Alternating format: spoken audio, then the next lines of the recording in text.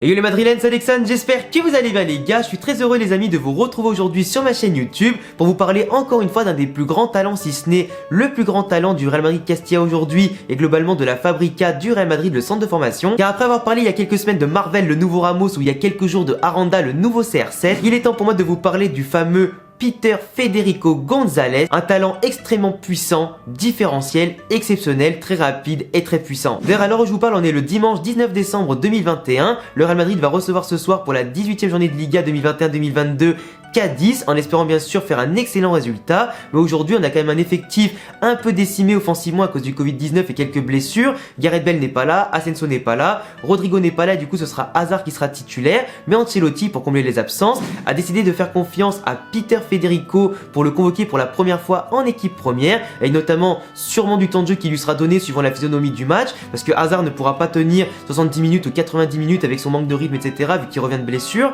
Mais du coup, Peter Federico, qui pourrait bien avoir pour sa première en tout cas aujourd'hui quelques minutes assez intéressantes et qui pourrait pourquoi pas émerveiller le Bernabéu, les supporters globalement du Real Madrid et du monde entier, en espérant qu'il soit décisif, qu'il joue bien, qu'il apporte en tout cas tout ce qu'il peut apporter avec ses qualités, en espérant pourquoi pas qu'il marque un but, ce serait intéressant. D'ailleurs, si ça vous intéresse, dites-le moi en commentaire, je pourrais éventuellement, s'il fait un bon match, analyser vraiment sa prestation au détail pour montrer en quoi ce sera un joueur intéressant si vraiment il fait un très bon match. Après, malheureusement, je pourrais pas faire le débrief à chaud comme d'habitude ce soir parce que je serai au cinéma avec des potes pour aller voir le nouveau Spider-Man. Je suis désolé, la séance tombait pile poil au moment du match, donc forcément je peux pas me dédoubler, faut vous faire la vidéo aussi. Mais j'avais promis que comme je pourrais pas faire le débrief à chaud, que j'allais faire une analyse complète du joueur Peter Federico. C'est chose faite avec cette vidéo. Et d'ailleurs je vous le rappelle les amis, mais si vous êtes un fan inconditionnel du Real Madrid, n'hésitez pas à vous abonner car cette chaîne est faite pour vous, pour les analyses à chaud déjà d'avant-match et les analyses à chaud d'après-match, pour faire les analyses aussi des joueurs de l'effectif, des rumeurs mercato, des transferts, parler globalement de l'actualité du Real Madrid, ses entraîneurs,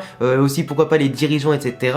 Maintenant on parle même des pépites de la Castilla, donc t'as vraiment aucune raison de ne pas t'abonner à cette chaîne là. On est déjà 25 000 abonnés, ça me fait extrêmement plaisir. J'espère qu'on pourra être 30 000 madrilènes, 40 000 madrilènes, 50 000 madrilènes, voire plus. Pourquoi pas remplir un jour le Bernabéu en nombre d'abonnés sur cette chaîne, et pourquoi pas les 100 000 abonnés, ça me ferait extrêmement plaisir. Pour vous ça représente pas grand chose, mais pour moi en tout cas ça représente énormément, car plus on est nombreux sur la chaîne, plus je pourrais faire de grands projets. Du coup n'hésitez pas à me soutenir, cette chaîne est faite pour vous. Pour parler maintenant plus précisément de ce talent Peter Federico González, c'est un jeune joueur déjà de base, donc qui est né à Madrid. Ses parents d'ailleurs sont venus depuis la République dominicaine pour s'installer à Madrid. Il est donc né là en 2002. C'est un jeune joueur aujourd'hui qui a fait toutes ses gammes quasiment depuis ses 13 ans dans les catégories inférieures et juvéniles du Real Madrid. De base, il a joué de 9 ans à 13 ans dans les catégories inférieures des clubs de Retafe, du moins dans les banlieues de Madrid notamment, et les différents clubs. Il a rencontré un jour dans un tournoi le Real Madrid Juvénile C qu'il a pu affronter, qu'il a pu notamment aussi émerveiller par de très beaux gestes naturels, par son talent pur et surtout naturel et intéressant, par sa vitesse et la capacité aussi à marquer des buts. Les observateurs du Real Madrid et l'entraîneur du Juvénile C n'a pas tardé à se dire que c'est quand même un talent extrêmement intéressant.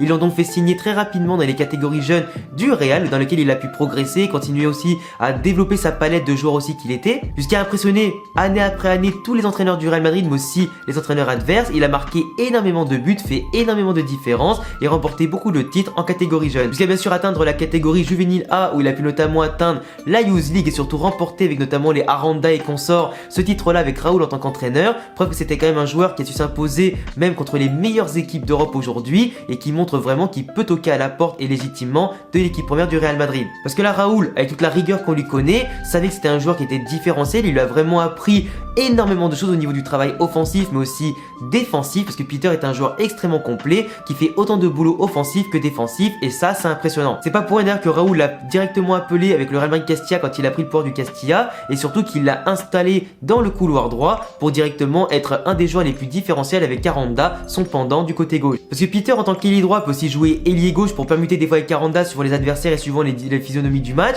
Il peut aussi jouer en tant que piston droit dans un 3-5-2 ou un 3-4-3, mais aussi arrière droit, même si bien évidemment son vrai poste c'est ailier droit.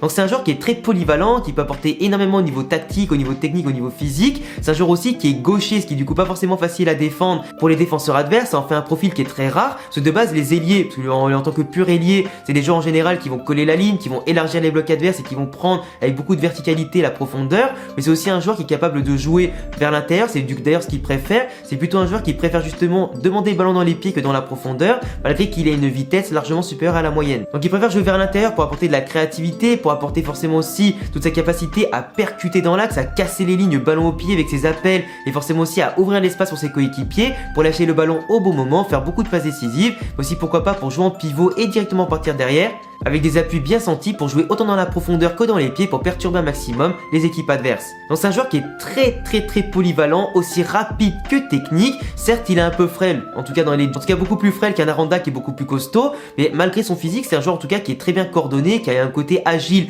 impressionnant, qui fait tourner en bruit les adversaires parce qu'il est très doué dans le 1 contre 1, il peut en éliminer 1, 2, 3 assez facilement. Avec sa patte gauche il est aussi peu moins quand même doué du droit, c'est pas un joueur ambidextre comme Aranda, mais qui est en tout cas quand même très doué pour pouvoir centrer, pour pouvoir tirer, repiquer dans l'axe et enrouler ou tirer très fort au premier poteau. Donc au niveau élimination d'adversaires, au niveau agilité, coordination, vitesse, accélération, c'est un véritable monstre. En protection du ballon aussi, malgré son côté frêle, il est en tout cas extrêmement intéressant, il provoque beaucoup de fautes et ça, quand t'es un joueur qui veut percuter, qui est aussi très adroit avec le ballon, c'est en tout cas la preuve que c'est un joueur qui est très mature, qui sait autant temporiser pour faire attendre un petit peu, pour remonter son bloc équipe ou simplement pour patienter et justement provoquer des fautes intéressantes. Ça montre que c'est un joueur qui est très mature dans son jeu pour son jeune âge et ça c'est une belle preuve que ce joueur-là a de l'avenir. Avec sa patte gauche et surtout la capacité justement de jouer autant la profondeur que repiquer dans l'axe pour tirer, faire marquer, etc. ou attirer l'attention sur lui pour libérer les espaces pour les autres, il a un peu un côté imprévisible et vraiment audacieux pour jouer tous les dribbles, etc. Il prend en tout cas les risques qu'il faut sur le terrain. Mais c'est un joueur aussi que même quand il perd le ballon, c'est un acharné qui va essayer de le récupérer à tout prix. C'est un mec qui va non seulement faire le pressing, le contre-pressing, mais qui ne va rien lâcher jusqu'à ce qu'il ait récupéré le ballon. Et cette rigueur là c'est un petit peu ça qui a quand même tapé dans l'œil de Raoul, preuve qu'il a une marge de progression impressionnante et qu'il a pu le compléter petit à petit en seulement 1 an ou 2 sous ses ordres. Les défauts aujourd'hui, c'est peut-être sa capacité vraiment à faire le centre au bon moment ou des fois le fait de finir les actions parce que des fois il a énormément d'occasions. C'est un joueur justement qui attire énormément de ballons et qui est un petit peu à l'instar de Vinicius, pouvait provoquer énormément. C'était un petit peu le joueur qui allait apporter le grain de folie à des moments dans les matchs un peu monotones, mais qui va avoir beaucoup d'occasions mais qui va pas forcément toutes les mettre au fond. Aujourd'hui la finition c'est un petit peu son point faible, mais il peut encore progresser énormément. Quand on voit Vinicius aujourd'hui qui fait la différence, ou un petit peu à l'instar d'un Sterling par exemple qui marquait pas beaucoup et qui maintenant marque beaucoup de buts, on sait bien qu'il y a toujours une marge de progression à ce niveau-là, quand encore plus son entraîneur s'appelle Raúl González Blanco. Après, quand t'as un joueur aussi polyvalent qui peut jouer à autant de postes différents, qui a eu l'expérience justement de jouer à ces postes-là pour savoir comment défendre, pour savoir aussi comment se placer, comment contre-attaquer et qui joue aussi dans différents systèmes, ça montre que c'est un joueur qui ne sera jamais perdu en 4-3-3, 3-4-3, 3-5-2, 4-4-2, etc. Il saura s'adapter, il a de l'expérience, de la maturité, bon contrôle du ballon, vitesse, accélération, décrochage, écarter le jeu adverse, percer dans l'axe, il sait tout faire. Et le plus impressionnant, c'est qu'il n'a que 19 ans, ce n'est qu'un 2002 comme Aranda. On a 2 joueurs sur les côtés qui sont impressionnants. Après, vous allez me dire pourquoi le Real Madrid Castilla n'est pas premier avec 2 joueurs aussi exceptionnels sur les côtés. Simplement parce que quand tu as des joueurs qui n'ont que 19 ans, malheureusement, globalement, tu as aussi des faiblesses aussi dans le reste du jeu. Ça peut être au milieu de terrain, en défense, etc. Eux aussi peuvent rater des matchs, bien évidemment, par rapport à leur jeune âge. Mais forcément, quand tu es le Real Madrid Castilla, qui a l'une des plus faibles moyennes d'âge dans la 3ème division, où il y a quand même beaucoup d'expérience, ça joue rude et pas forcément que technique, forcément ça peut être compliqué. Mais après quand tu mets ces joueurs là avec d'autres très bons joueurs, forcément ça peut faire la différence et ça peut les faire exploser. Peter par exemple, il s'est déjà entraîné beaucoup de fois avec les pros, d'où le fait qu'Ancelotti a écouté les conseils de Raoul pour le sélectionner en l'absence de Rodrigo Asensio ce soir.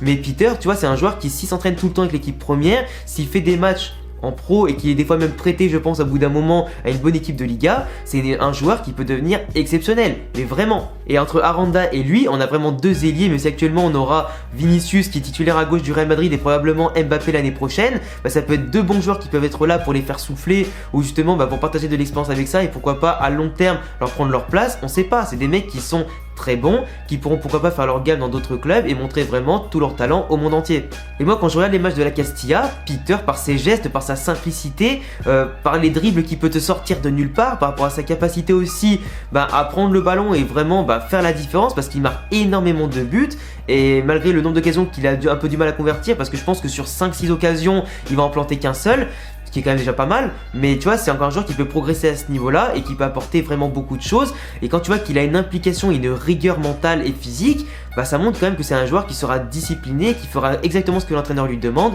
et qui va pas en faire qu'à sa tête, tu vois. C'est pas un mec qui va avoir le melon ni plus faire les efforts parce qu'il en a marre, c'est vraiment un mec qui veut jouer au football, qui aime ce sport plus que tout et qui aime le Real Madrid et surtout qui est prêt à tout donner pour ce maillot. Et ça pour moi c'est essentiel quand tu joues au Real Madrid.